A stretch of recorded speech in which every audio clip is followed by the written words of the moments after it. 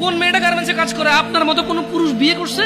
আমার মতো কোন পুরুষ বিয়ে করছে? দুটা বাচ্চা হইছে, পাড়া প্রতিবেশী 200 300 500 600 1000 টাকা করে হাওলাত নিয়ে চলে গেছে, 6 মাস আসতেছে না। ওই মেয়েটা গার্মেন্টসে কাজ করছে। মা বলতেছে তুই মরস না কা, তোর বিয়ে দিছে, তোর ঘর টিকলো না। দুনিয়ার আর সবাই জামাইয়ের ঘর করতেছে না। এখন যে জায়গায় বিয়ে দিছে ওই ছেলে মদ খায়, গাঁজা খায়, জুয়া খেলে, কাজ করে না, ঋণ করে চলে। ওটা ডেলি রাত্রে এসে মারে মেয়েকে। তো ডেলি মার খাওয়ার চেয়ে মেয়ে এসে বাপের বাড়িতে থাকে।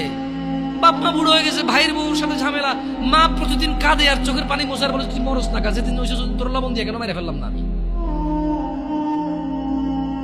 That's a real example and it's so true.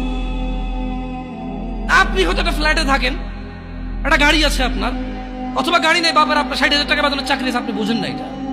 But this is reality. আমি বলবো না যে গার্মেন্টসে সবাই এরকম না। গার্মেন্টসে তো 5 লাখ টাকা বেতনের মহিলা আছে, চাকরি করে।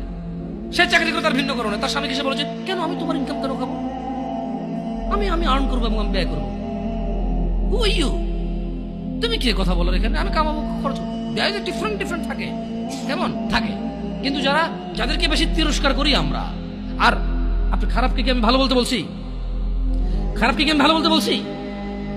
যে একটা পুরুষ বলুক তো, ওর বোনকে চালায়, মাকে চালায়, বউকে চালায়, মেয়েকে চালায়, আর ওরা গার্মেন্টসে যা কাজ করতে চায়। পৃথিবীর কোন মানুষ কাজ করতে চায়?